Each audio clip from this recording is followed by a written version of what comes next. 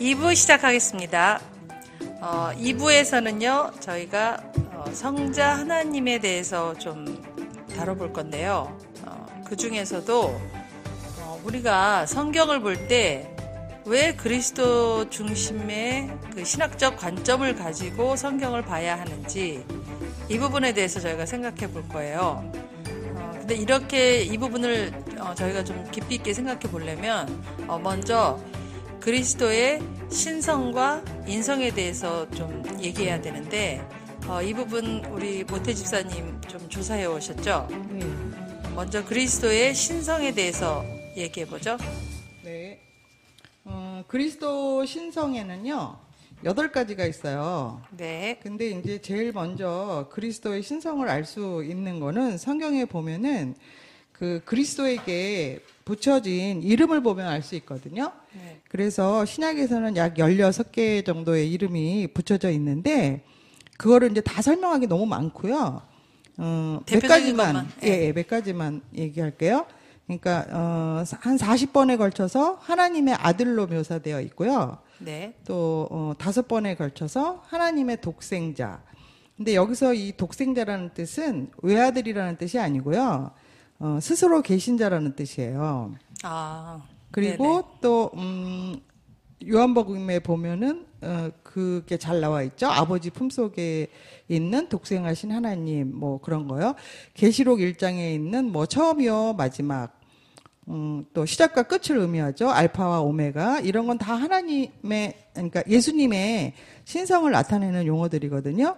근데 이제 신약 성경에 제일 많이 사용된 게 그 더 로드 주라는 예 호칭인데요. 이것은 구약 성경에서 여호와에 대응하는 그런 이름이에요. 그러니까는 구약이나 신약이나 존경하는 의미를 제외한 나머지는 전부 그 구약에는 하나님, 신약에는 예수님 그렇게 나타내는 그 신적인 이름들이라는 거죠.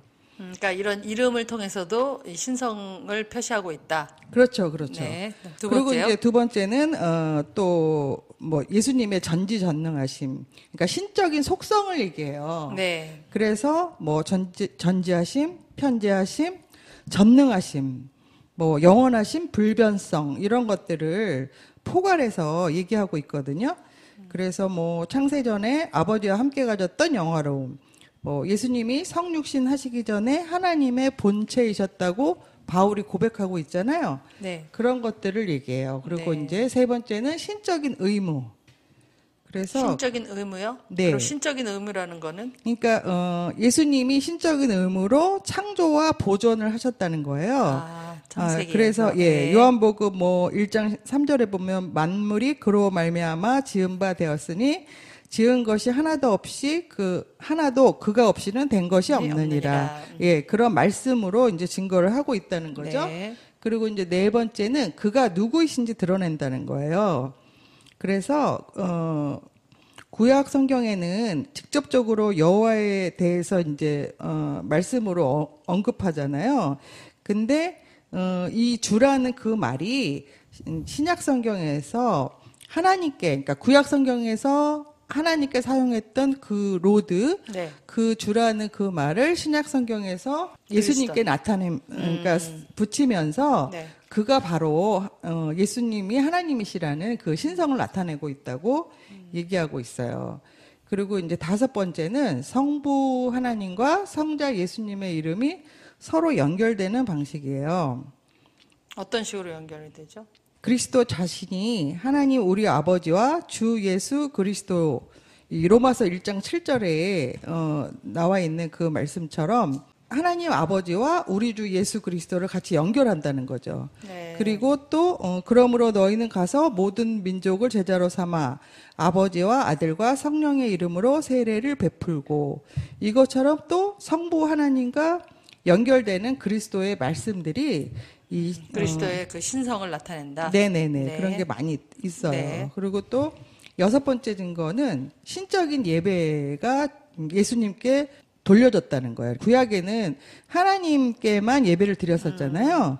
근데 이제 신약에 와서는 그게 그리스도께 그 예배가 돌려졌다는 네. 거예요. 네. 그래서 지상에 계실 때도 그런 예배를 받아들이셨고 또 예수님께서 빌립보서 2장 10절처럼 하늘에 있는 자들과 땅에 있는 자들과 땅 아래에 있는 자들로 모든 무릎을 예수의 이름에 꿇게 하실 때가 오고 있다고 주장하고 있는 거죠. 네. 그다음에요. 그리고 이제 7번째 이제 증거로 이 말씀이 연결이 되는데요. 그것은 자신의 신성에 대한 명확한 주장을 하고 계신다는 거예요. 성경에서요. 네네. 네. 그래서 많은 예가 있지만 누가복음 2장에서 예수님은 자기가 아버지의 일, 즉 내 아버지의 일에 관계하여야 한다고 말씀하시고 계세요. 그리고 또 산상수훈에서도 자신의 신성에 대한 독특한 주장을 하시면서 옛사람에게 말한 바 이제 그렇게 말씀하시면서 자신의 말을 비교해서 자신의 신성을 드러내고 있다는 거죠. 네. 그다음에 마지막. 이제 마지막 8번째는 동정녀의 탄생이에요. 네. 그 동정녀 탄생과 또 이에 대한 그 성경의 모든 가르침은 예수님의 신성에 대한 증거라고 할 수 있다는 거죠. 근데 그런 신성에 반해서 네. 또 예수님께서는 인성도 갖고 계셨잖아요. 그렇죠. 예. 예. 그러면 그 인성에 대한 그 증거는 또 어떤 것들이 있나요? 그것도 이거랑 비슷한데요. 한 네. 11가지 가지고 있어요. 이 성경에서 이제 신약에서 찾아보면 네, 너무 길어요. 네, 좀 줄여서 얘기해 주세요. 너무 재밌지 길죠. 않아요? 막힘없이 그냥 계속 말씀을 너무 잘하시네. 네. 조사해서 그래요. 이거 조사해 조사해서 왔기 때문에. 조사해 보시니까 이렇게 말씀을 잘하시네. 네. 아니 그러니까. 너무 많은 편집할 거예요. 게 없어요. 편집할 게. 너무 많아가지고 이거를 줄이고 그래서 요 신성에 대한 부분을 잠깐 제가 네. 좀 정리를 좀 할게요. 정리하고 인성을 정리하고 넘어갈까요? 넘어가요? 네. 우리가 예수의 신성에 대해서 말을 할 때 명백한 이제 많은 증거들 중에 우리가 이제 이런 큰 개념을 갖는 게 굉장히 중요해요. 그 조직 신학에서 배우다 보면은 예수 그리스도의 신성과 인성에 대한 부분을 가르치면서 성부 하나님은 우리가 보이지 않는 분이고 만날 수 없고 본 적이 없고 누구도 그 성부 하나님의 음성을 들은 적이 없다는 것. 그 다음에 성자 하나님은 히브리서 1장 3절이죠. 그 보이지 않는 하나님, 그러니까 보이지 않는 성부 하나님의 보이는 실체가 누구냐? 그가 성자 하나님이라는 거죠. 네. 그러니까 그 성자 하나님의 실체를 보여주는 것이 이 신구약 전체를 중심으로 설명이 되어 있다는 거죠. 네. 그래서 구약에서요, 모세 이전에 나왔던 사람들은 거의 하나님에 대한 아는 지식이 전무했다는 거를 좀 염두를 해들고 성경을 읽어가야 돼요. 그러니까 그들은 하나님에 대한 아는 지식이 없었어요. 거의 무에 가까웠고 알아도 굉장히 부분적으로 아주 그러니까 토속신앙과 샤머니즘 같은 그런 수준의 하나님을 아는 지식들이 있었다는 거예요. 그게 이제 대표적으로 어디에 나오냐면요. 하나님이 모세에게는 자신을 특별히 계시하셔서 하나님께서 여호와 하나님이라는 것을 계시하셨다 그래요. 여호와 하나님이 무슨 뜻인지 아세요? 모태지사님. 네. 모태지사님 조사하셨잖아요. 그 여호와 하나님이라는 뜻이 뭐냐면 나는 스스로 있는 자라는 거야. 맞다. 그래서 그 영화 리들리 스콧 그 감독이 감독한 그 엑소더스라는 돈을 2억 불이나 들여서 만들었는데 폭망했죠. 근데 만들긴 고증을 잘해서 잘 만들었더라고요. 영어 화면 때깔은 좋던데 하여튼 거기에 보면은 그 모세가 하나님을 만나는 장면 혹시 그 영화 보셨어요? 네. 거기 보면은 하나님을 아이로 표현하잖아요. 근데 이제 그 아이가 나와가지고 당신은 누구냐? 뭔 놈의 신이냐 이렇게 부르니까 나는 나다 이렇게 말해요. 그러니까 나는 스스로 있는 자다라는 게 여호와라는 뜻이에요. 근데 그거를 모세조차도 거기 이제 그런 거 보면 잘 나와요. 모세가 도대체 자신들의 유대인들이 믿는 유대인의 신들은 어떤 신인지 배워본 적도 없고 아는 지식도 없는 거예요. 그렇게 물은 거란 말이죠. 그러니까 그 하나님이 그 성자 하나님께서 자기를 계시하는데 나는 스스로 있는 자다. 계시하셨다는. 근데 그거를 모세에게 역사 이래로 처음으로 계시하셨다는 거예요. 그러니까 신약 성경에 독생자 예수랑 똑같은 뜻이라는 거잖아요. 그렇죠. 예. 모세가 그 독생하신 성자 하나님이 스스로 존재하신다. 이런 것들을 알게 된다는 거죠. 그러니까 우리가 좀 성자 하나님에 대해서 좀 이해할 때요. 구약에 나오는 많은 사건들이 그다음 야곱이 하나님을 만나고 아브라함이 하나님을 만나고 모세가 하나님을 만나고 이런 대부분의 사건들이 성자 하나님의 사역이고 또한 아담도 하나님을 만나죠. 하나님 음성을 듣잖아요. 네. 그것도 성자 하나님의 사역이라는 거예요. 네. 그래서 이 구약에 나타나는 인간과 실제로 대화를 하고 실체하는 어떤 하나님의 실체로 보여지는 모든 사역들이 성자 하나님의 사역이라는 거죠. 그분은 또한 자기의 이름이 뭐냐면 예수가 아니에요. 예수는 이 땅에 살았을 때의 요셉이 지어준 이름이고 그 성자 하나님의 스스로의 자기를 불렀던 건 뭐냐면 스스로 존재하는 자라는 뜻이에요. 그래서 우리가 독생자라고 부르는 거죠. 네. 예. 여러분 예비 실수를 가지고 요거를 좀 들어갈 필요가 있을 것 같아요. 네, 그럼 계속해서 그 그리스도의 인성에 대해서 말씀해 주세요. 네. 그리스도의 인성에서도 그 첫 번째 증거로는 그 동정녀 탄생과 여기에 연관된 모든 논증이에요.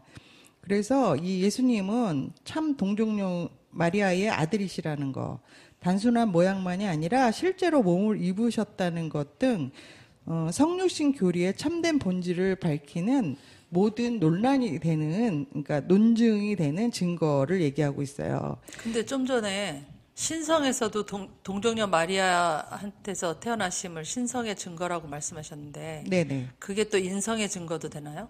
그렇죠.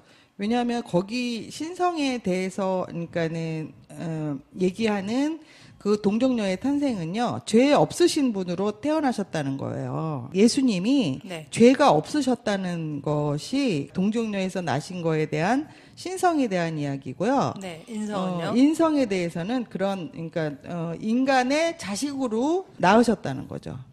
인간의 자궁을 통해서 태어났다. 그렇죠. 예. 네. 그래서 인간의 자식으로 네. 태어나셨다는 거고요. 동정녀 탄생은 이제 조금 있다가 이제 구체적으로 다룰 거니까 네. 넘어가셔도 돼요. 네. 예. 그리고 이제 두 번째 증거는 네. 이제 또 앞에랑 마찬가지로 이름들로부터 찾을 수 있는데요. 네. 예수님을 사람이라고 묘사되고 네. 또 복음서에 보면은 예수님을 거의 80번 이상 인자라는 말을 사용하고 있어요. 아, 인자가 머리 둘 곳 없다, 막 이럴 때. 네네네. 네네. 그래서 예수님의 인성을 나타내는 표시거든요. 네. 인자가 무슨 뜻인지 아세요? 그냥 사람 아니에요, 사람? 사람 인자 쓰나요? 네. 거기서? 네. 사람의 자녀라는 사람의 아들. 아들. 네. 네. 그런 그래서 거. 난 인자라고 옛날에 하는 거예요. 인자가 어진 사람인 그 인자인 줄 알았어. 그게 아니더라고. 한문을 잘하신다고 지금 네, 그러시는 잘나서 거죠? 하는 거예요. 네. 네. 그다음에 세 번째 증거는 우리 주님이 전형적인 인간의 육체적 본성을 지니셨다는 사실이에요. 네. 그래서 이제 그런 말씀도 있잖아요. 그도 똑같은 모양으로 혈과 육을 함께 지니셨다. 이런 시브리서 저 말씀. 배고프고, 성경에 뭐 졸기도 하고 피곤하시고. 뭐 그렇죠. 네, 지치기도 하고 목마르다고도 하고 뭐 이런 거요. 네네. 네. 그리고 이제 네 번째 증거로는 성장과 발달을 경험하셨다는 거죠. 그렇죠. 어린 나이부터. 네. 그래서 뭐 아기가 자라며 네. 강하여지고 지혜가 충만하며 하나님의 은혜가 그의 위에 있더라. 뭐 네. 그런 거. 또 다섯 번째 증거로는 그가 지상에 계실 때 지식에 있어서 어떤 한계를 가지고 계셨다는 거예요. 그러니까 어떤 한계냐, 예수님으로 계시면서 모든 걸 다 아셨던 게 아니고 마가복음 13장에 보면은 그러나 그날과 그때는 아무도 모르나니 하늘에 있는 천사들도 아들도 모르고 아버지만 아시니라. 이런 말씀으로 하나님만 알고 예수 그리스도는 모르는다는 것을 이렇게 말씀으로 나타내고 저는 어렸을 때 있어요. 교회 다닐 때 이 부분 배울 때 네. 예수의 인성에 대한 파트를 교리적으로 배울 때 예수님이 다 아신다고 배웠어요. 다 아신다고요? 네, 우리 전사님이나 담임 목사님 그렇게 가르치셨어요. 저는 진짜 어렸을 땐 그런 줄 알았어요. 근데 나중에 신학교 들어가서 배우니까 아니네. 이 말씀으로 있잖아요. 이렇게. 그러니까 예수님이 신성을 너무 강조한 나머지 네. 예수님은 모두 다 알고 모두 다 이해하고 계실 거라고 또 그렇게 생각하시는 분들이 꽤 있으시더라고요. 그래서 그렇지 않다는 거죠. 예수님이 그거는 인성에 대한 증거이기 때문에 예수님이 사람이셨잖아요. 육체를 입고 계셨기 때문에 그렇죠. 여기서 중요한 건 육체를 입고 있는 게 중요한 거예요. 네. 사람이다 이렇게 표현하면 안 되고요. 육체를 입고 있으셨기 때문에 그래서 지식에 대한 한계가 분명히 존재했다는 거 다 모르셨어요. 아니 그리고 제가 옛날에 그 BBC에서 그 제작한 지저스라는 뭐 드라마 같은 게 있어요. 근데 거기에 보면 예수님이 어린 시절과 이제 공생애 하기까지 이게 그 제자들을 부르고 뭐 이런 거에 대한 그 다큐멘터리식으로 이렇게 제작을 했는데요. 거기서 막 예수님이 그 제자들과 같이 뛰어다니고 물장난치고 막 그런 게 나오는 거예요. 근데 그거를 보니까 막 머릿속에는 막 거룩한 예수님 막 이렇게 생각하고 있다가 너무 그 천진난만하고 아이와 같은 그런 모습을 보니까 처음에는 너무 그게 좀 어색한 거예요. 그리고 예수님이 저랬어? 막 이런 생각이 들더라고요. 근데 이제 제가 아는 목사님은 그거 보면서 안 돼! 막 그랬다 그러더라고요. 예수님 그러면 안 돼. 근데 그게 그분의 인성을 우리가 잘 모르고 있는 것 같아요. 이렇게 하나님의 아들이고 거룩하시고 막 이런 것만 생각하지. 그리고 또 6번째 증거는 육체적인 제한을 겪으셨다는 거예요. 그래서 이제 뭐 아까 얘기하신 것처럼 뭐 피곤하고 배고프고 뭐 이런 것도 있었지만 목마르고 육체적인 제한은 뭐냐면 그 시험 받고 이런 걸 떠나서 예수님이 그 돌아가셨다는 거죠. 그러니까 죽음을 경험하셨다는 거예요. 그렇죠. 신이면 죽지 않을 건데. 그렇죠. 네. 그래서 이게 바로 그러니까 죽음이라는 육체적 한계를 겪으셨다는 그 사실이 주님의 인성에 대한 결정적인 증거라고 볼 수 있는 거죠. 그렇죠. 그런 것도 있고 이제 공간적인 제약. 그렇죠. 예, 공간적 제약. 그러니까 한 장소에만 계실 수 있는 것. 네. 물질의 세계 안에서는 그럴 수밖에 없기 때문에 그렇죠. 그런 것도 있고요. 그다음에 이제 8번째 증거로는 예수님도 기도할 필요가 있으셨다는 거예요. 그래서 예수님이 얼마나 많이 기도를 했는지, 자주 기도를 했는지, 네. 또 제자들을 택하기 전에 밤을 새워서 기도하셨고 마지막 순간이 다가오자 3명의 제자들에게 자기를 위해 함께 기도해 달라고 부탁도 하셨잖아요. 그러니까 기도가 필요했다는 것은 만약에 예수님이 인성을 잊고 있지 않았다면 기도가 필요하지 않으셨겠죠. 그렇죠. 이게 되게 중요한 관점이거든요. 네. 우리가 왜 기도를 해야 되냐? 그런 거 물으시는 분들이 많이 있어요. 왜냐하면 하나님 다 하신다는데 우리가 왜 기도해야 되냐? 그렇죠. 그렇죠. 우리가 신이 아니기 때문에 기도해야 되는 거예요. 그렇죠. 예. 왜냐하면 예수님도 육체를 입고 오셨을 때는 기도가 필요하셨잖아요. 그래서 그렇죠. 기도하셨잖아요. 우리도 기도해야 되는 게요. 네. 우리가 육체를 입고 있는 인간이기 때문에 필요한 거죠. 하나님과 우리가 하나님으로 대화를 하는 게 아니라 우리가 육체 안에 갇혀 있기 때문에 그래서 기도가 필요하죠. 네. 그리고 또 이제 9번째로는 그 영원하신 하나님의 아들이셨지만 성령으로부터 능력을 받으셨다는 그 사실을 우리가 기억해야 될 것 같아요. 그래서 이제 요한복음 3장 34절에 보면은 하나님이 성령을 한량없이 주심이니라 이렇게 예수님도 그 성령의 능력을 필요로 했다는 거. 그게 이제 9번째 증거고요. 10번째 증거는 예수님이 하나님을 내 하나님이라고 칭했다는 사실이에요. 네.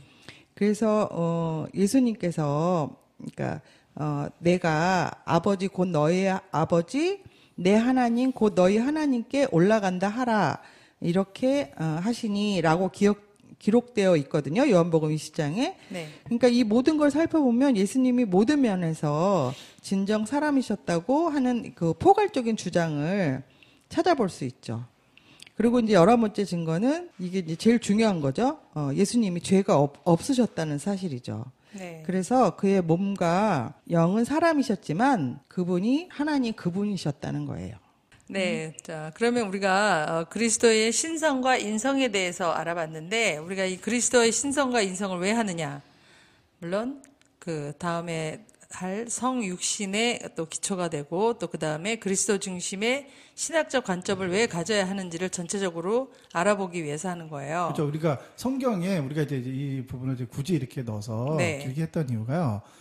두 가지, 그러니까 예수님의 신성과 예수님의 인성이 두 가지 다 성경에 나오는데 두 가지 다 많은 증거들이 성경에 나와 있다는 거죠. 네. 그래서 그거를 전제로 하고 우리가 중요한 신학적 관점을 찾으러 이제 들어가야 돼요. 이게 이제 성육신이거든요. 네. 그러니까 신성과 인성이라고 하는 것은 단순히 성경에 나와 있는 팩트들을 찾아내서 모아놓은 거고요. 네. 이제 그거를 근거로 해서 성육신이라고 하는 신학적 관점을 만들어낸 거예요. 네. 그거를 이제 우리가 얘기를 좀 해야 돼요. 그래서 우리 구지연님께서 이 성육신에 대해서 말씀해 주시겠습니다.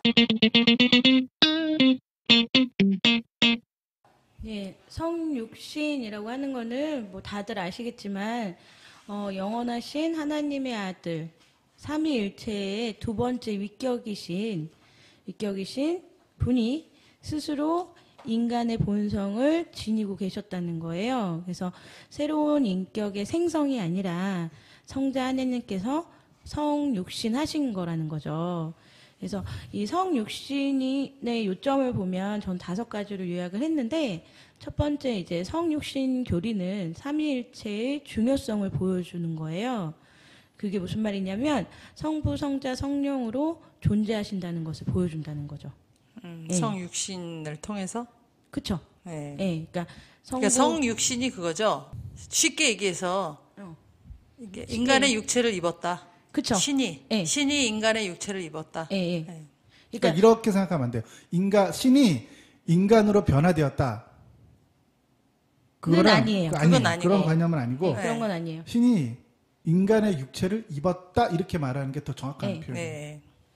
그다음에 이제 두 번째 이제 성육신 교리의 요점은 삼위일체의 계속 반복되는 거긴 한데 네네. 삼위일체의 두 번째 위격이신 네. 위가 육신이 되신 거예요. 그러니까 네. 아까 전에 작도누님이 얘기했듯이 변한 게 아니고 예. 육신을 입은 거죠. 그렇죠. 입은 네. 거죠. 그리고 세 번째가 겉모습 형태뿐만이 아니라 진정한 의미의 성육신이에요. 예, 그러니까 뭐 예를 들어서 뭐 천사 같은 경우에도 성경에 나오듯이 어떤 모습을 띠고 우리한테 나타낼 수도 있고 네. 이런 형상을 띌 수가 있는데 네. 예수님은 그러지 않았다는 거죠. 예. 그다음에 네 번째가 성육신에 의해서 새로운 인격이 만들어진 게 아니고 두 번째 위격인 성자 하나님께서 네. 인간의 본성을 입으신 거예요. 그래서 겉으로 보이는 모습의 변화가 있었고 스스로 나타내시는 상태의 변화가 있었지만 성자의 인격에는 변화가 없는 동일한 위격이라는 거죠. 이해하셨나요? 그러니까 제가 이제 들은 걸 이해하면 위격은 변하지 않았지만 예. 몸은 우리랑 똑같았다 그 얘기예요. 그렇죠. 네. 예. 그러니까 몸은 우리 인간의 몸과 똑같은 새로운 몸이 생긴 게 아니고, 그렇죠. 예, 그냥 우리 인간의 몸에 똑같은 그런 육체인데, 다만 그 본성, 그러니까 위격, 뭐라 그래야 되지? 본성? 하여튼 그 위격은 보존돼 있는, 예. 그렇죠? 예. 그러니까 그리스도의 신성과 인성이 결합해서 예, 나온 게 성육신이라는 거죠. 그렇죠. 예. 그렇지만 육체를 입고 있는 한은 신성은 갇혀 있어서 발휘되지 않았죠. 그렇죠. 그렇죠. 예. 예. 그다음에 이제 5번째 마지막은 우리 주님이 스스로 완전한 인성을 입으신 거예요. 그러니까 본성의 일부가 아닌 완전한 사람의 본성을 입으신 거죠. 그래서 예수님의 인성은 이제 동정녀 마리아에게부터 취해진 건데 네. 여기서 이제 동정녀 마리아의 그러니까 예수님이 이렇게 어떤 형태가 변해서 된 거가 아니고 그 인간과 똑같은 방식으로 태어나셨단 말이에요. 그렇죠. 예. 그래서 마리아를 통해서 그 인성을 받은 거예요. 마리아의 본성을 통해서 인성을 받고 마리아의 그리고, 몸을 통해서. 예. 그리고 원래 가지고 있었던 이제 위격으로서의 본성도 가지고 계셨던 건데 동정녀 탄생교리, 동정녀 탄생교리라고 하는 게 있는데 이게 뭐냐면 제가 읽은 제가 이해한 바로는 예수님이 또 다른 아담의 모습이잖아요. 그죠? 그렇죠. 두 번째 아담이잖아요. 네, 두 번째 아담. 예, 그러니까 첫 번째 아담이 실패해서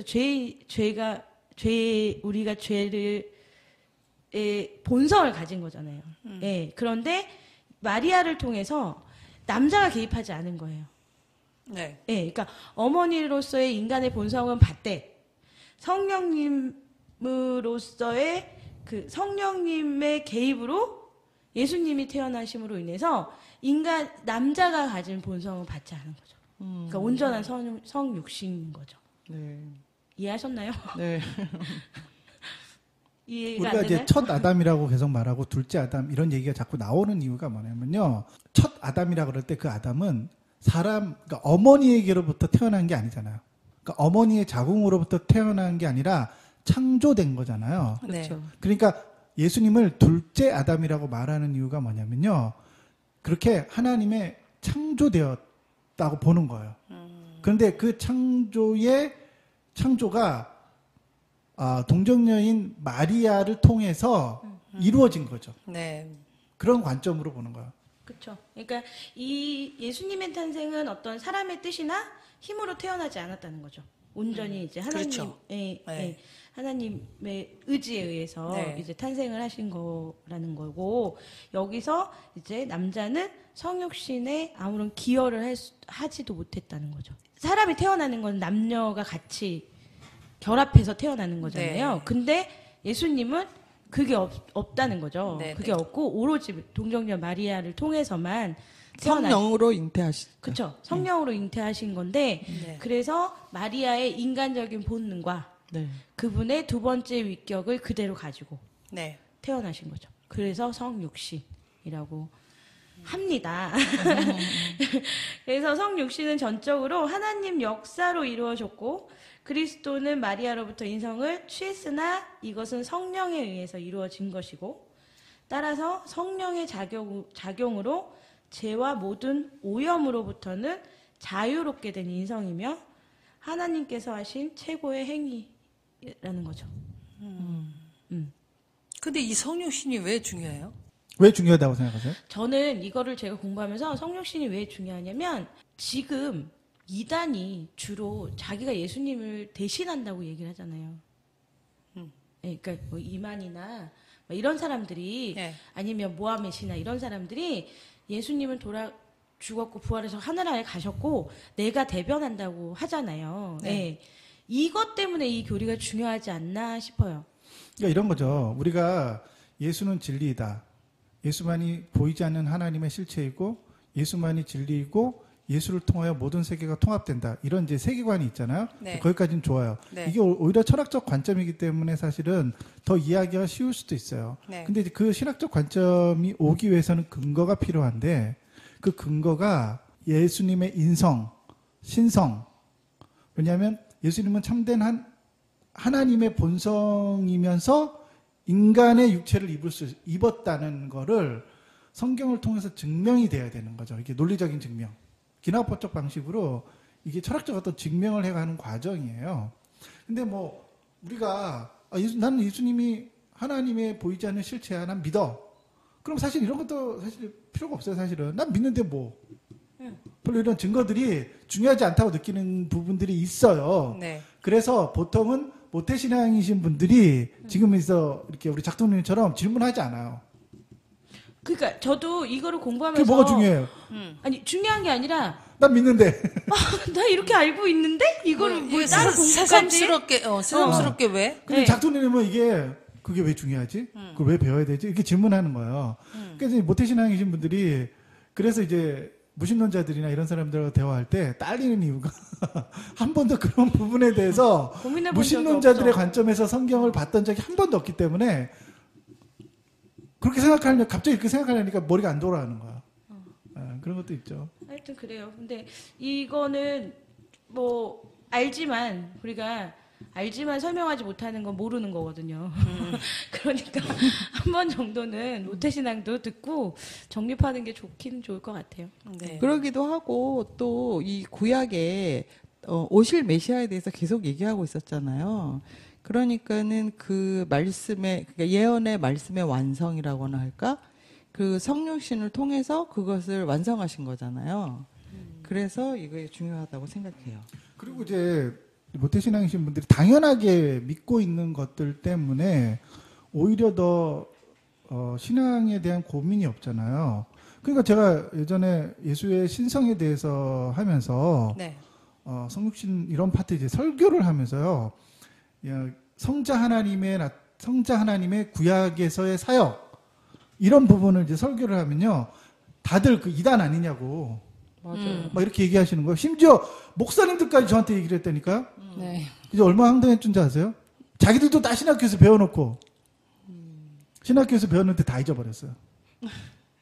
왜냐하면 그렇죠. 그 신학교에 갔던 목사님들도 다 모태신앙이다 보니까 그런 거에 대해서 진작에 고민을 안 해요. 그게 당연하다고 생각하는 거예요. 그럼 구약에 나와 있는 많은 사건들과 기적들과 이적들도 다 하나님이 하셨지.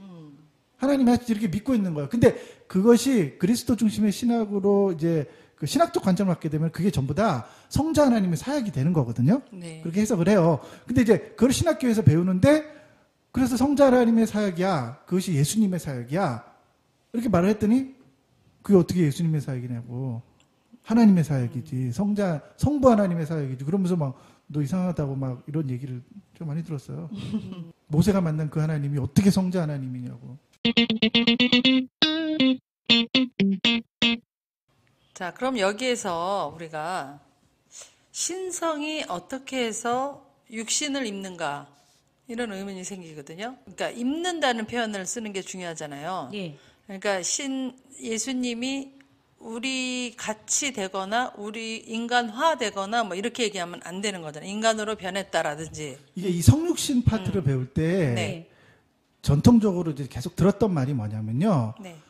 그러니까 예수님이 완전한 하나님이셨었고 또 완전한 인간이라는 인간이었다. 거예요. 네. 그래서 이렇게 개념을 갖게 되면 이건 약간 좀 이렇게 다른 방향으로 가게 된다는 거. 틀렸다라는 뜻은 아니고 그런 식으로 보편적으로 사람들이 생각하는데 이 부분은 정확하게 개념을 가져야 된다는 거죠. 네. 무슨 말인지 알겠어요. 그 이후에 그러니까, 문제들이 생기기 때문에. 네. 이게 무슨 말이냐면, 그러니까 가끔 사람들이, 그러니까 아까 그 조나단 얘기했듯이 그건 저도 좀 의문을 품었던 부분이거든요. 그러니까 예수님은 완전한 인간이셨고 완전한 신이셨다 하면 되게 다양한 완전한 신일 때는 아무런 문제가 없어요. 완전한 인간일 때 굉장히 여러 가지 문제가 생기거든요. 네. 예, 그렇기 때문에 그 성육신은 성자가 사람으로 변했다라는 의미가 아니에요. 예, 그러니까 말씀이 육신되어라는 이 구절 때문에 예수님이 말씀이시잖아요. 네. 그래서 말씀이 육신되어라는 이 구절 때문에 많이 오해가 있었단 말이에요. 그 예를 들면요. 자, 이거 설명할게요. 그 영화에서 보면은 네. 제우스가 사람의 모습으로 딱 해서 사람들한테 나타나잖아요. 네. 그러니까 성육신이 그런 거라고 사람들은 생각하는 거예요. 이미지 안에서, 머리 안에서. 그렇죠. 그렇게 생각하면은 신약에 많은 바울의 관점들이 있잖아요. 어떤 신학적 관점들이 나오는데 거기서 충분히 그것을 이해하지 못하게 된다는 거예요. 그 선입견 때문에. 그래서 그 부분을 좀 분명히 하고 넘어가야 돼요. 네. 네, 그러니까 이게 번역에서의 오류일 수 있다고 말씀을 하셨어요. 이 로이드 존슨 목사님께서는. 네. 그러니까 왜냐하면 번역에서 보면 더 워드 메이드라고 나와 있거든요. 메이드 플래시 뭐 이렇게 나와 있는데 메이드가 만들다라는 의미잖아요. 네. 그러니까 그게 아니라 되었다라는 거죠. 그래서 become이나 아니면 took 그러니까 take의 의미, 그러니까 입으신 의미로 돼야 된다는 거죠. 그러니까 신성을 가지고 인성을 입으신 거예요. 그러니까 옷을 입듯이 입었다 이렇게 표현하는 게 더 적합해요. 그래서 히브리서의 표현이 완벽하다고 이제 로이존 목사님 말씀하시는 게 죄 있는 인간의 모양을 입으시고 이렇게 돼 있잖아요. 네. 그 표현이 정확하다는 거예요. 그러니까 모든 이렇게 생긴 형태를 지니고 있는 인간들은 죄인이 되잖아요. 네. 죄가 있기 때문에 그런 것처럼 이런 모양을 완전한 신성이신 예수가, 그러니까 예수가 아닌 성자 하나님이 위격이신 그분이 그러한 인성을 그냥 입으셨다. 취해서 입으셨다는 거죠. 그래야지만 이 성육신 파트에 들어가서 나중에 그리스도의 십자가 신학을 이해할 수가 있어요. 이해가 되셨나요? 어렵죠? 아니 근데 이거는 뭐가 중요해요? 중요한 것 같지 않은데. 아니, 되게 중요하긴 해요. 중요한 것 같은데? 왜냐면 이걸 정확하게 이해를 못하면 별별 얘기가 다 나와요. 그렇긴 그래서 하죠. 정말 말도 안 되는 얼토당토 않은 소설과 영화가 나오는 게 그런 것 때문에 그런 거예요. 그러니까 우리랑 똑같이 이런 죄를 갈망하는 마음 막 이런 게 있을 거라고 생각을 하고 인간적인 완전한 인간이라 그러면 우리가 느끼는 모든 것들을 다 느꼈다는 건데 그분은 그냥 죄성만 입으신 거거든요. 조금 달라요. 죄성을 입다니. 죄성을 입는 죄성이 게 아니라 죄 인성, 있는 인간의 형상을 죄 입으셨다. 있는 인간을 입으신 거거든요. 그러니까 좀 달라요. 그러니까 우리랑은 우리의 본성을 가지고 있지만 우리처럼 막 죄를 막 추구하는 삶은 아니라는 거죠. 그러니까 우리랑 똑같이 보면 안 돼요. 그러니까 여기서 죄가 있느냐 없느냐 때문에 이 부분이 중요한 건가요? 죄를 가지고 있느냐 안 갖고 있느냐. 그것 때문에 이 죄 있는 우리의 인성을 입었다라고 표현하는 게 중요한 게, 네. 네, 그 입었다라고 하는 이게 공의의, 그러니까 예수님의 십자가 사역으로 들어가다 보면은 네, 어떤 부분이 나오냐면은 예수님이 십자가를 지심을 통해서 인간의 죄를 대속하게 돼요. 네, 그럼 그 대속을 할 때에 어떻게 그분이 인간을 대속할 수 있냐는 거예요. 어떻게 인간의 죄를 사할 수 있느냐라고 말을 할 때 그 근거가 되는 게 예수님이 완전한 하나님이셨는데 완전한 인간이셨다. 그럼 그때는 죽었을 때는 인간이었는데 인간이 어떻게 인간을 대속할 수 있냐는 거예요. 그러면서 이제 계속해서 공격을 받았어요. 사실 우리가. 네. 예. 그러다 보니까 그 부분에 대해서 좀 이렇게 설명을 하기 위해서 이 파트가 나온 게 된 것 같아요. 완전한 인간의 옷을 입었다. 그렇죠. 거기는 그러니까 완전한 이라는 죄에 똘똘 뭉친 완전한 인간. 그러니까 죄성을 제외한 인간의 본성을 입었다? 그러니까 이 인성을 입는 게 중요한 게 십자가에서 우리의 죄를 대속해야 하기 때문에 이게 중요한 거 맞나요? 왜냐하면 우리가 제물을 드릴 때 예. 우리를 대표하는 뭘 이렇게 드리잖아요. 그쵸. 그러니까 그거를 뭐 물론 그전에는 양과 막 이런 걸로 했는데 만약에 예수님이 인성이 없다 이러면 우리를 대표할 수가 없잖아. 그렇죠. 예. 그러니까 예수님이 인성을 입고 계셨기 때문에 우리를 대표할 수 있는 우리의 죄를 대표할 수 있는 뭐 그런 의미예요? 대표성이라는 거는 어디서 오는 걸까요? 대표성? 예. 어디서 오다니? 그러니까 대표성이 어디서 오다니? 그건 그게 뭔 무슨 소리예요? 말이에요? 그 어디서 어느 슈퍼에서 오냐 뭐 이거야? 아니, 그러니까 대통령이 한 나라를 대표하잖아요. 네. 그럼 그 대표성이 어디서부터 오는 거야? 우리가 주죠. 네. 우리가 뽑죠. 자, 그러면은 인간을 대표하는 대표성은 어디서부터 오는 거야? 그 원래 우리가 뽑아야 되는 건데. 그렇게 치면. 아니, 그런 뜻으로 말하는 거네. 인간을 그 질문을 다시 하세요. 자, 보세요. 이런 거요. 생각을 잘 해보세요. 이 부분은 생각을 한번 잘 해보세요. 네. 대표성의 원리라고 하는 것이 네. 네. 어디서부터 오냐는 거예요. 대통령의 대표성 국민으로부터 위임된 권위를 대표성을 위임해 주는 거잖아요. 네. 네. 인간의 대표성, 그러니까 인간의 근원적인 대표성은 누구로부터 위임된 거야? 하나님. 하나님. 신으로부터 위임된 네, 거죠. 신. 하나님이잖아요. 네. 네. 그래서 아담이 첫 인류의 대표성을 지니는 거예요. 왜 그쵸. 그렇죠? 하나님이 신이 하나님이 그렇게 하나님이 해. 창조하셨기 예. 때문에 예. 그렇죠. 그러면은 성자 하나님은 네. 어떻게 둘째 아담으로서의 인류를 대표하게 된 거죠? 하나님이 만드셨으니까. 그렇게 그렇죠. 음. 그 창조성에 있는 거예요. 네. 그래서 하나님이 스스로 독생하는 자다라고 말하는 거예요. 아 그러면 그러니까- 인성이 중요한 이유는 뭐냐는 거지. 그렇죠. 그렇지. 이제 그러니까 그 인성은 네. 인간을 대표하기 위한 대표성의 원리에서 나온 게 아니라요. 대표성은 두 번째 아담, 그러니까 인류에게 네. 창조의 사건은 딱 두 번 있었는데 그게 뭐냐? 모든 인간은 다 부모의 어머니의 자궁으로부터 태어나지만, 네. 그렇죠? 그렇지만 아담은 하나님이 창조하셨고 네. 성자 하나님도 하나님이 창조된 거라고요. 네. 창조의 원리라고 이게. 네. 그러니까 그 삼위 하나님이 창조하셨기 때문에 그 창조의 원리를 따라 성자 하나님이 나시게 됐겠죠. 그래서 둘째 아담이 된 거예요. 두 번째 아담으로서 우리를 대표하게 된 거죠. 근데 왜 인성이 중요하냐면 히브리서의 말씀이 중요해요. 그러니까 히브리서에 이렇게 되어 있잖아요. 죄 있는 육신의 모양으로 나신 거예요. 그러니까 이런 모양을 지니게 된 거는 뭐냐면 죄가 있는 모양으로 태어나셔서 죄 있는 사람으로 보여지었다는 중요한 의미예요. 그러니까 왜? 왜요? 그것까지는 다 알겠는데 그게 왜 중요하냐고. 그게 이제 이렇게 죄를 입게 되면은 죄를 입는 모든 사람들은 죽음을 경험하게 되잖아요. 네. 그렇죠? 그래서 예수가 죽임을 당해요. 아, 죽음 때문에 그러네. 왜 우리가 예수님께서 인성을 입으셔야 되냐면 인성이 필요한 거는 죄 있는 모양으로 오는 모든 사람들은 죽임을 당하는데 그쵸. 그 죽음은 부당한 것이란 말이에요. 그러니까 첫 아담으로부터 타락한 사람들에게만 온 조지였는데 죄의 삭스로 그렇죠. 그러니까 두 번째 아담인 예수는 예. 육신을 입었음에도 불구하고 죽을 수 없었다고요. 첫 아담이 타락하기 이전의 모습처럼 죽을 수 없었던 존재였는데 네. 두 번째 아담인 예수가 그런 모양으로 보여졌기 때문에 네. 사단에 의해서 죽임을 당하죠. 죽음의 권세를 쥐고 있는 그에게 의해서 죽임을 당하죠. 그래서 성육신의 이 이론이라 그래야 되나?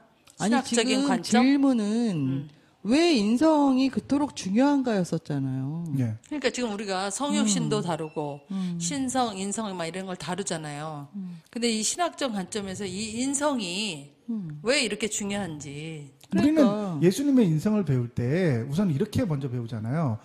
예수님께서 인성을 완전한 인간이셨어. 그래서 배고픔도 있고 슬픔도 있고 기쁨도 있고 그렇게 해서 우리를 위로하시려고. 예? 우리도 이렇게 인간의 육체를 입고 살아간 우리가 힘들고 어렵고 고난이 있고 이렇게 했는데 예수님도 다 이해하실 거야. 어? 네. 그렇게 얘기하잖아요. 저는 좀 전에 질문한 걸로 그런 식으로 그걸로 이해를 그것 했어요. 때문에 그럼 예수님께서 인성을 입으신 거예요? 그렇게 생각했다고요. 그러니까 우리를 대표해서 죽는데 우리를 대표하려니까 신이 아니면 안 되니까 인간이어야 우리를 대표를 해서 그렇게 신성을 생각했다고. 가지고 인간을 대표했다는 거야? 아니죠. 그러면 안 되니까 인성을 가졌다고. 이렇게 생각했다고 나는. 그러니까 네. 죄에 대해서 죽으심이 필요하니까 이 죄를 단번에 다시 얘기할게요. 인간을 대표하기 위해서는 창조의 원리가 들어가야 돼요. 그래서 두 번째 아담이라고 자꾸 바울의 로마서가 두 번째 아담이라고 자꾸 말하는 이유가 창조의 원리로 오셨기 때문에 그런 거예요. 거기서 중요한 거는. 그러면 인성이 중요한 건 왜 그래요? 그래서 그러니까 인성이 중요한 거는 우리를 위로하고 우리를 이해하기 위해서 인성을 입으신 게 아니라는 거예요. 그러니까. 그 인성을 입으신 이유가 그래서 히브리서 이 표현이 정확한 게 죄 있는 사람으로 보여지기 위함이에요. 그러니까 죄 때문에 인성이 중요한 거 아니에요? 아니죠. 그거 아니야? 죄 있는 우리처럼 보여야 사단에 의해서 죽임을 당하잖아. 그렇지. 그러니까 죄 때문에. 아니 죄는 없지. 아니 죄는 없는데 우리의 죄 죄 대속 때문에. 때문에. 그렇지. 네. 우리의 그렇죠. 죄 대속으로. 예수님께서 성육신 하신 이유가 뭐예요? 근원적인 그 예수님의 성자 하나님의 사역은 우리를 구원하시는 거잖아요. 그쵸. 그 구원을 실행하시는 분이고 성부 하나님은 그 구원을 계획하시고 섭리를 만드시잖아요. 네. 그렇지만 성자 하나님 그를 실제로 그 실행하신단 말이에요. 네. 근데 그 실행의 과정에서 인간의 구원이 어디로부터의 구원이냐? 죄로부터의 구원이란 말이에요. 네. 근데 우리가 죄에게 사로잡혀 있잖아요. 네네. 근데 그 죄에게로부터 해방시키기 위해서 예수님의 성육신, 그러니까 예수님께서 성육신 하셨다는 거예요. 예수님이 인간의 옷을 입으셨다고요. 정확한 표현은 예수님이 죄 있는 인간의 모양을 입으셨다. 이렇게 말하는 게 100% 완벽한 거라고. 아니, 왜냐? 그것이 예수님의 사역, 곧 구속이라고 하는 예수님이 인간을 구속하기 위해서 성육신하신 거잖아요. 우리를 위로하려고 그런 게 아니라. 그렇죠. 그렇죠. 그건 우리의 너무나 인간적인 관점인 거고 성부 하나님의 사역과 성자 하나님의 사역과 성령 하나님의 사역 안에서는 인간의 구원의 문제가 있는 거고 그 구원은 죄로부터의 구원이다. 그러면은 인간의 모양을 입어야 되는 거예요. 그러니까 예수님이 인성을 입지 않으셨다면 우리를 구원할 수 없기 때문에 인성을 입으신 거잖아요. 너무 그러니까 복잡하게 얘기하는 것 그러니까 같아. 아니지. 복잡하지 않아요. 안 복잡해요? 이게 쉬운데 약간 복잡하게 얘기해요. 왜냐하면 신학은 논리적인 관점을 갖는 거니까 논리적인 관점이 이렇게 나오기까지 과정을 제가 설명한 거예요. 우리가 성경을 볼 때 그리스도 중심의 신학적 관점을 가져야 된다 이렇게 얘기를 하는데 네. 왜 그럼 우리는 그리스도 중심의 왜냐하면 성부 하나님도 있고 성령 하나님도 있는데 왜 성자 하나님이신 그리스도 중심의 신학적 관점을 갖는 게 중요한지. 그러니까 이제 이 성경의 모든 나와 있는 대부분의 이야기들이 네. 사건들이 성자 하나님의 사역이거나 성자 하나님의 사역을 예표하거나 그것을 의미하기 때문에 그렇다는 거죠. 아, 성경에 나와 있는 내용들이 그렇죠. 대부분. 그러니까 성부 하나님의 얘기도 나오지만 네. 물론 성자 하나님이 성부 하나님을 예비하시죠. 하지만 이 인간의 세계 안에서 우리의 세계 안에서 이루어졌던 대부분의 사건에 그 사건을 주도하셨던 분이 누구냐? 아브라함과 함께 하셨던 하나님, 이삭과 함께 하셨던 요셉과 함께 하셨고 모세와 함께 하셨던 그 하나님이 누구냐는 거야. 그리고 성자 하나님. 성자 하나님이시고 네. 그 다음에 성육신 하시고 구속하신 분도 성자 하나님이시죠. 네. 지금 교회를 역사를 주관하시고 이 교회를 주관하시고 이 세계를 주관하시는 분이 누구예요? 성자 하나님. 그러니까 이렇게 설명해야 돼요. 삼위일체를 이상하게 설명하는 사람들은 과거는 구약은 성부 하나님의 사역, 구속은 성자 하나님의 사역, 지금은 성령 하나님의 성령 시대. 하나님의 시대라고 표현하는 거예요. 나 그렇게 배웠다. 과거, 현재, 미래. 그게 지금 그래서 오순절 계통이나 비냐드 운동 하시는 분들이 성령 하나님의 시대이기 때문에 지금은 성령 하나님을 이해하고 성령 하나님에게 집중하고 성령 하나님을 경험하는 게 중요하다고 가르쳐요. 이게 얼마나 이단적이냐는 거예요.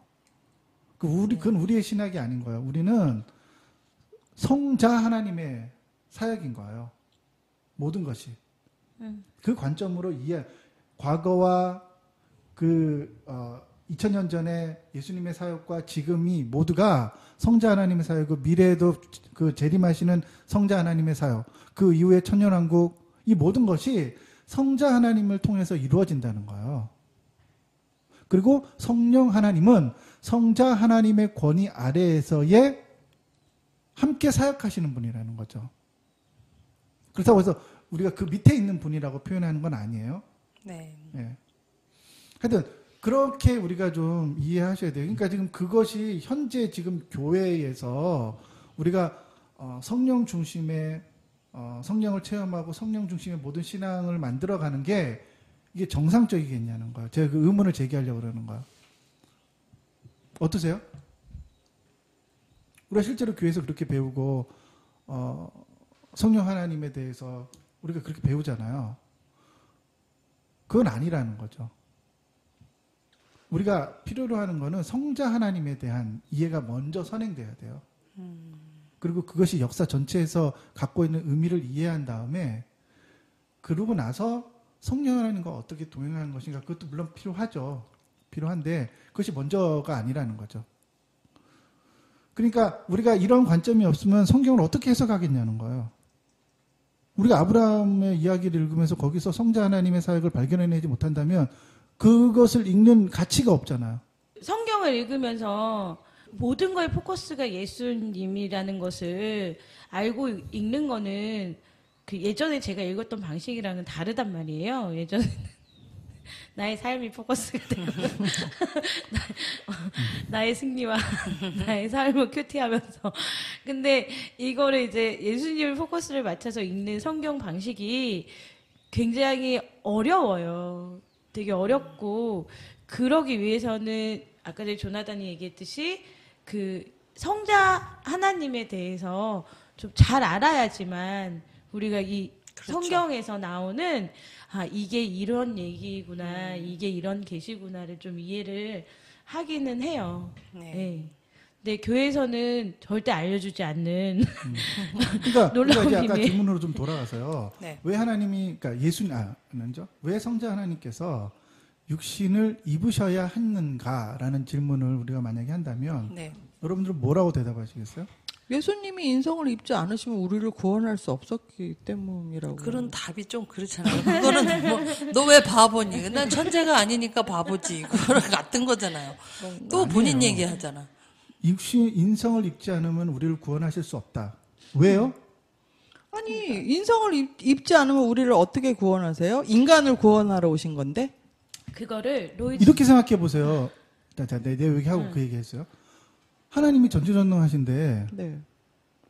그럼 맘만 먹으시면은 우리를 구원하실 수 있지 왜 못하시냐는 거예요. 꼭 그렇게 성육신 하시고 불편하고 그러니까 복잡하게 귀찮게, 왜 그렇게 하시냐는 거예요. 이런 질문 가질 수 있지 않나요? 그렇죠. 뭐하러 여기 너 동정년이 뭐 아니니 해가 막 그 복잡하게 태어나서 또 몇 년 동안 공생애 하고 시간이 또 얼마나 걸려? 아니 급해서 재림하시는 것처럼 오늘 갑자기 네. 오셔서 하면 재림하셔. 그래서 선포하죠. 야, 너 이러면부터 다 구원. 그렇게 해버리면 내가 되잖아요. 이렇게 고생해서 했다 그거 생색내려고? 너무 쉽게 하잖아 그러면. 만약에 그렇다면 세금 거두려고? 하나님은 우리의 자율성, 그러니까 인격, 뭐 그런 걸 인정하지 않으시는 거 아니야? 그럼 그거랑 무슨 하나님이 상관이야? 내가 죽는 건데 죽는 거랑 인격 그 아니 자율성이랑 그게 뭔 아니라 상관이야? 지금 조나단이 그러잖아. 전능하신 하나님이 다 이렇게 하지 뭐하라 예수님의 로이소스 목사님 뭐라 인성을 그러세요? 로이드 소스 입히냐. 목사님이 뭐라고 말씀하시냐면 예수 그리스도는 참으로 아브라함과 다윗의 후손이 돼야 되기 때문에 성육신 하셔야 된다고. 그러니까 아브라함과 다윗의 자손 예수 그리스도의 계보라 마가복음 1장 1절. 그러니까 창세기 때부터 계속 말씀하신 그 약속의 실현이죠. 예수님. 거기도 좀 궁색한데? 제가 설명이 그런가요? 아니요. 로이드 존스는 그렇게 받겠죠. 로이드 존스 목사. 그러면서 이제 로이드 끝까지 목사님이 들어봐요. 히브리서 2장에서 분명하게 밝히듯 우리가 혈육에 속한 존재이기 때문에 예수님도 우리와 같이 되셔야만 하셨다. 그것은 우리를 구원할 수 있는 유일한 길이다. 그거 봐. 그리고 그 앞에 있잖아요. 그 앞에 예수님이 인성을 입지 않으셨다면 우리를 구원할 수 없기 때문이다. 그러니까 그 왜? 다음에 거기에 히브리서 왜가 빠졌잖아. 그러니까 왜 왜? 구원 못하냐고요. 왜? 왜냐하면 예수 그리스도의 성육신에 의해서 자유되기 때문에 그렇다니까. 그러니까 근데 왜? 나는 구속에 대한 진짜 교리가 그거 아니에요? 자, 이 부분을 제가 오늘 설명하려고 그러는 네. 거예요, 지금. 왜냐면 첫 아담이 실패를 했잖아요. 네. 첫 아담이 실패를 하면서 그 창세기에 그 하나님 뭐라 그러냐면 그 정확히 성경 말씀이 기억은 안 나는데 그 여자의 발꿈치를 물 것이고 뭐 네. 그런 거 있죠. 여자가 네. 남자의 머리 위에 쓸 것이다 뭐 이런 말. 이게 그 메시아의 탄생 얘기하는 거 아니에요? 저 잘못 알고 있어요? 아니에요. 왜 첫 아담이 나오고 두 번째 아담이 나오냐면 그 아담이 창조되었잖아요. 네. 창조된 인간이기 때문에 그 아담만이 유일하게 죄 없음을 경험한 인간이라는 거. 인류 역사 가운데 유일하게 단 한 명이 있는데 그 사람이 네. 누구냐? 아담. 아담만이 죄 없는 상태를 경험하고 타락함을 통해서 죄가 그의 영혼 안으로 있어졌게 된 거잖아요. 그러니까 네. 죄인인 상태와 죄인이 아닌 상태를 경험한 거예요. 네. 이제 알았다. 뭐. 예수님도 죄인인 상태와 죄인이 아닌 상태를 경험한 유일한 큰일 날 사람이네. 아주 이단을 하나 만들어. 오늘 교리 하나 만들어 그냥. 그러니까 이거 사라교? 살아교 괜찮네. 뉴턴즈에서 이제 살아교 있어? 사라교? 구찌교? 왜 성육신이 인간을 구원하시기 위함이냐? 왜 이 방법밖에 없냐? 왜 성육신할 수밖에 없고 다른 방법은 없어요? 다른 방법은 없어요. 오직 성육신 하시는 것 외에는 인간을 구원할 수 있는 방법이 없어요. 그 말은 원론적으로 맞아요. 결과론적으로. 근데 왜 그런 그러니까. 방법을 선택하셨냐? 우리는 입장에서 그걸 물어야 되는 거예요. 왜? 그게 하나님을 아는 지식이라고요. 네. 하나님의 계시와 하나님의 방식을 그게 이해하는 거라고요. 성경의 그 계시, 그러니까 약속의 예언으로 돼 있었기 때문에 그거를 이루는 거잖아. 그 나랑 무슨 상관 있어요? 나랑 상관 있지. 아니 그러니까 왜 그렇게 예언을 했을까? 왜 그 아담의 방법밖에 없을까? 자, 잠깐만. 그 족보에서 태어나지 않으면 그러면 인간을 대속할 수가 없어요? 성경에 그렇게 써 있잖아. 왜? 왜라고 얘기할 수 없죠. 그래서 하나님이 그렇게 선포해놨으니까. 그거 아까 그 얘기라니까. 너 왜 바보야? 천재가 아니니까 바보죠. 계속 그 얘기한다니까. 내가 들을 땐 딱 그렇게 들려. 난 바보예요. 왜요? 천재가 아니니까요. 이런 거예요. 이제 제가 이제 설명을 해볼게요. 그러니까 그래서 제일 계속 중요한 게 성육신 했을 때는 예수님께서 아니죠. 성자 하나님께서 죄 있는 육신의 모양을 입으시는 게 중요해요. 그것이 인간을 구원하시는 첫째 이유이기 때문에 그래요. 네. 아담 이후부터 모든 인간은 이런 모양을 지니게 되었어요. 그리고 이런 모양을 지닌 모든 생명체는 죄가 있어요. 죄가 있기 때문에 어떻게 되죠? 죽음을 경험하는 거예요. 그러니까 죽음은 축복이 아니라 저주인 거예요. 그렇죠? 근데 그 죽음이 어디로부터 오냐는 거예요. 사단으로부터 온다는 거예요. 그게 성경이 가르치는 거예요. 아니에요. 사단이 난 알았어. 사단이 네. 이렇게 표현해요. 로마서에 보면 사단이 죽음의 권세를 가지고 그렇지. 이 세상을 다스린다고 말해요. 그래서 그러니까, 예수님에게도 와서 네. 예수님께 와서 유혹하잖아요. 세 가지 시험을 하시잖아요. 그럼 네네. 그때 그 사단은 예수님이 하나님이시라는 것을 알았을까요? 몰랐을까요? 몰랐어요. 몰랐지. 왜 몰랐을까? 왜? 우리 육신을 옷을 입고 오셨으니까. 있으니까. 속은 거야. 육신을 입고 있으니까 모르는 거야. 모를 수밖에 없죠. 인간으로 그래서 생각한 죄 거야. 있는 자의 모습으로 왔다는 게 이러한 모양, 인간의 모양을 지니고 있는 사람은 모두 다 아담의 후손이잖아요. 네. 아담의 후손은 뭐예요? 죄가 있다고요. 있잖아. 그 죄가 있기 때문에 유혹을 한 거예요. 유혹을 했잖아. 물론 넘어올 수도 있고 안 넘어올 수도 있어요. 네. 그렇죠? 예수님 안 넘어가셨죠. 안 넘어가셨으니까 사단이 생각할 때 얘는 하나님이시구나. 이렇게 생각했을까요? 아니요. 센 놈인데 이렇게 생각해. 그렇죠. 그렇게 생각하고 그러면은 방법이 없다. 죽여야 되겠다. 그렇죠. 결론이 그거였어요. 그래서 우리가 이렇게 얘기하잖아요. 본디오 빌라도를 통해서 그에게 죽음을 가져다 준 거예요. 자기가 직접 죽인 게 아니라 본디오 빌라도라고 하는 세상의 체계와 시스템을 가지고 그가 유대인의 왕이라고 하는 자칭 유대인의 왕이라고 하는 제목을 가지고 일명 반란죄에 해당되는 거죠. 국가보안법 위반이 되는 거예요. 그걸로 사형을 당한 거란 말이에요. 그렇죠? 죽임을 당했어요. 근데 그 죽음의 권세는 누가 가지고 있었어요? 사단이 가지고 있었죠. 네. 그 사단이 인간에게 죽음을 줘요. 네. 그래서 에베소서에 보면 이 공중권세 잡은 자가 누구라 그래요? 사단. 공중권세가 뭐예요? 이 세상을 다스림의 네. 권세예요. 네네. 그 다스림의 권세가 사단에게 있었고 그 권세를 누가 주었죠? 하나님. 그렇죠. 성부 하나님께서 성부 하나님. 타락하기 전에 네. 그가 천사였을 때에 하나님을 섬기는 종으로 있을 때 줬단 말이에요. 그렇지만 그가 타락했다고 해서 그 권세를 뺏어 가지고 온 게 아니라고요. 그렇죠? 그러니까 그가 이 세상을 다스리는 권세가 있었는데 그 다스림은 죽음이라는 권세를 통해서 다스리고 있었다고요. 네네. 그런데 지금까지 창조에서부터 지금까지 모든 인간들에게 죽음을 가져다 주는 것은 사단의 입장과 하나님이 볼 수도 그것은 공의로운 일이었어요. 네. 왜? 그러니까 공의로운 일을 행하고 있는 거예요. 거룩하지 못한 존재들에게 죽음이라고 하는 것을 가져다 주는 것은 하나님의 공의의 입장에서 봤을 때도 너무나 공의로운 처사였다고요. 그렇죠. 그러니까 사단이 공의롭게 이 세상을 다스리고 있었다고요. 진짜 놀라워. 잠깐만. 맞긴 한데 한 번도 안 들어봐서 좀 쇼킹한데. 아니요. 근데 나는 그래서- 이러니까 의문이 풀리네. 그래서 죄 있는 자의 모습으로 오신 거예요. 네. 그래서 그가 죽음을 가져다 주었고 예수는 겟세마네 동산에서 땀방울이 핏방울이 되도록 기도했어요. 네. 뭐라고 기도하셨죠? 이 죽음의 잔을 나에게 옮겨달라고 옮겨. 그랬어요. 네. 죽음이 두려우셨던 거예요. 무서웠다고. 왜? 인성을. 그 죽음은 신에게는 부여될 수 없는 거잖아요.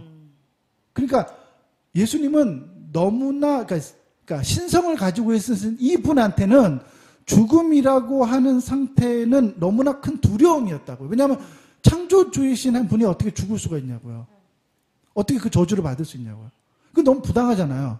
근데 우리는 왜 이 대목에서 이 완전한 부당함과 이 천지개벽할 일을 너무나 당연하게 받아들이냐는 거예요. 우리는 너무나 예수님이 죽으러 오셨으니까 죽는 게 당연한 거 아니야? 나를 위해 죽으셔야 되니까. 이게 얼마나 인간적인 관점이냐는 거예요.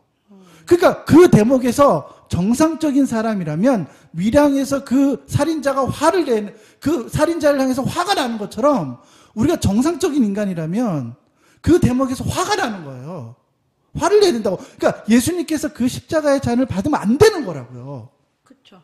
그러니까 우리는 막 거기 그 부분에가 막 분노가 치밀어야 된다고요. 흥분하지 왜? 마세요. 그분은 하나님이시잖아요. 네, 흥분하지 마시고 얘기하세요. 그러니까 이 부분에서 우리가 근데 그 잔을 받아들이기로 결정하세요. 그렇죠? 네. 그래서 그 죽음을 받아들이신단 말이에요. 그러니까 그 죽음을 통해서 무슨 일이 벌어졌냐면 말하잖아요. 예수님께서 그 죽음을 통해서 지옥에 떨어지셨다고요. 네. 죽은 자들 가운데로 가셨다고요. 그럼을 통해서 무슨 일이 벌어졌냐면 휘장이 갈라지고 땅이 진동했어요. 네. 그럼을 통해서 사단이 이 세상을 다스리는 모든 권세가 부당하게 사용되었기 때문에 공의롭지 않게 사용됐잖아요. 왜? 네. 그분은 하나님이신데 하나님에게 죽음이라고 하는 부당한 권력이 사용된 거예요. 그래서 그 권력을 뺏어서 빼앗긴 거죠. 다시 네. 거두어 가신 거죠. 하나님께서. 네. 그리고 그 권세를 예수님이 내가 하나님으로부터 이 권세를 받았다 그러잖아요. 그래서 성부 하나님께서 죽은 자들 가운데서 살리셔서 나에게 권세를 주셨다 그랬잖아요. 이 세상을 다스리는 권세. 그래서 그 사단이 가지고 있던 권세를 예수님께서 성자 하나님께서 위임받고 그것을 다시 우리에게 위임해 주셨다고요. 그래서 자신이 부활하신 다음에 이 세상을 다스리는 권세를 너희에게 준다 그러잖아요. 그 죽음을 통해서 그 권세를 가져오시게 된 거예요. 그러니까 예수님이 인성을 입으셔야 되는 이유는 뭐냐면 죽음을 통해서요. 그 죽음을 통해서 부당한 상태에 놓여 있는 이 모든 세상을 온전한 상태로 돌이키기 위함이라고요. 왜? 그 부당한 권세를 사단이 지니고 있기 때문에 그 사단의 권세를 가져다가 올바른 형태로 만들어 놓는 거예요. 그러니까 우리는 근데 너무나 그 구원이 개인적이고 우리에게만 집중되어 있잖아요. 그래서 나를 위해 죽으셨다고만 자꾸 얘기하는 거예요. 그 죽으심이라고 하는 것은 이 세상과 이 유니버셜, 이 모든 세계 안에 부당하게 억눌려 있던 모든 권세들이 해방을 경험하는 거고 자유를 경험하는 거예요. 그리고 그 다스림의 권세를 우리에게 위임하고 하신 거예요. 그게 교회라고요. 교회가 그 일을 하는 거예요. 그러니까 교회만이 오직 그래서 우리가 신적인 기관이고 예수님이 지금도 현재적으로 교회를 통해서 이 세상을 통치하시고 다스린다라고 하는 이 교리적 가르침을 믿는 거야. 그러니까 그 김상환 목사님 같은 이 명성교회 사태를 보면서 우리가 붕괴해야 된다고요. 하나님의 교회가 그러한 예수님의 구속의 사역을 통해서 갖게 된 교회의 명예로움이 저런 인간들을 통해서 교회가 이렇게 황망하게 되는 거야. 비참한 상태로 빠지는 거죠.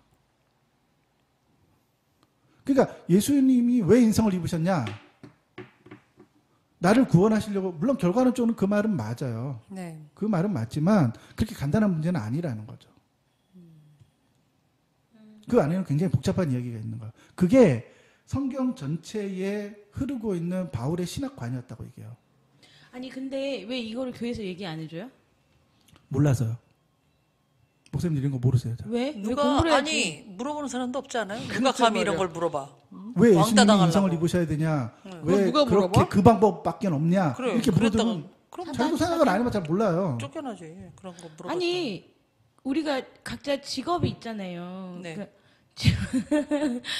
그러니까 예를 들어서 직업이 있으면 그 직업을 그거를 일을 함으로 인해서 돈을 받잖아요. 그러니까 저는 그러니까 목사들이 사례비를 안 받고 이렇게 막말을 한다 그러면 좋아.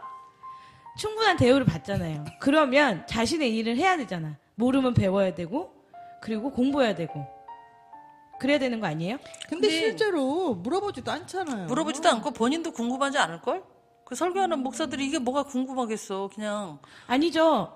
이거는 좀 다른 영역인데, 궁금하지 않는다 그래서 자기가 알고 있는 것을 얘기 안 해주는 거는 가리키는 자의 소임이 아니죠. 다른 것도 많잖아, 가르칠 게. 다른 게 없잖아, 솔직히. 예화를 통해서 가르칠 건 많지. 소장농이 그러니까 그렇게. 우리가 이제 이러한 예수님의 인성 파트에 왜 성자 하나님께서 인성을 입으셨느냐라고 하는 것을 곰곰이 생각해보고 이렇게 좀 주의 깊게 막 이제 살피다 보면은 우리가 그래서 교회가 이렇게 영광스러운 거구나.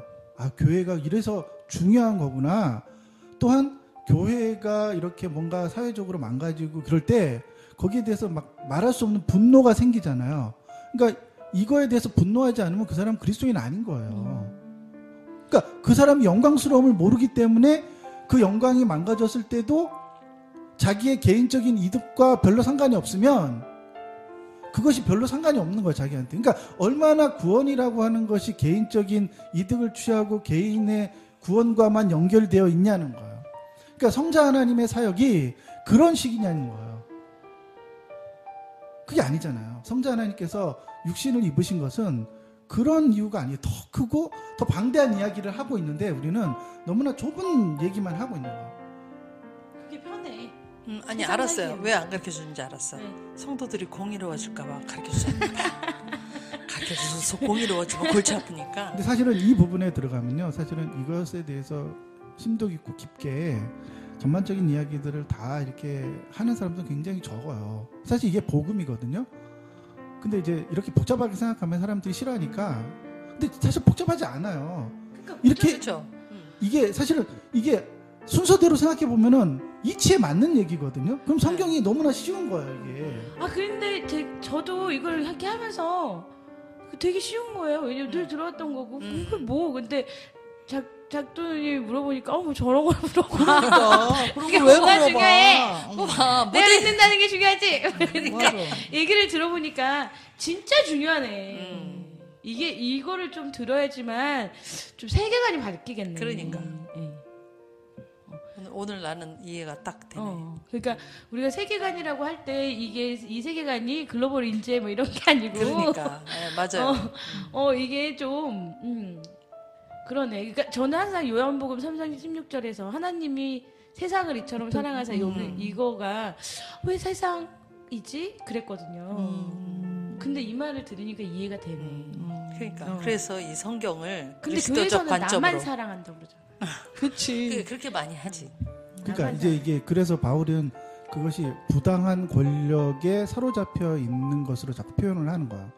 이 세상과 그 세상에 속한 우리들과 이 모든 사회의 시스템과 이 왕들조차도 이 부당한 권력에 사로잡혀 있어서 그 구조의 시스템을 깨기 위해서 이 거대한 시스템의 변화가 일어난 거죠. 예수는 바로 그 일을 한 거거든요. 그렇다고 해서 우리가 해방신학을 말하는 거 아니에요.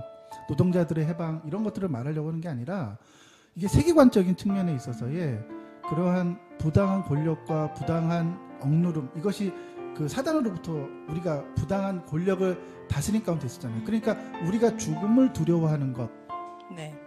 이게 바로 사단의 부당한 권력이라는 걸 인식해야 돼요. 그래서 그 죽음으로부터 자유해지는 거죠. 그래서 부활의 소망을 갖게 되는 거예요. 그러니까 이런 것들을 좀 생각을 해보면 우리가 좀 예수님께서 예수님의 인성을 입은 이런 성육신의 사역이 왜 이토록 우리가 중요하고 이걸 이해해야 되느냐 그럴 때만 이 신약의 바울의 신학적 세계관을 이해하면서 좀 읽어갈 수 있지 않나 성경을 이렇게 생각을 합니다. 네, 여러분 긴 시간 동안 어려운 것 같지만 들어보면 그렇게 어렵지 않은 오늘 그 그리스도적인 관점으로 보는 그 신학적 관점에 대해서 얘기했습니다. 다음에도 또 여러분들이 들으면 괴롭지만 알아야 되는 그런 중요한 얘기들을 가지고 저희가 다시 돌아오겠습니다. 네, 감사합니다. 수고하셨습니다.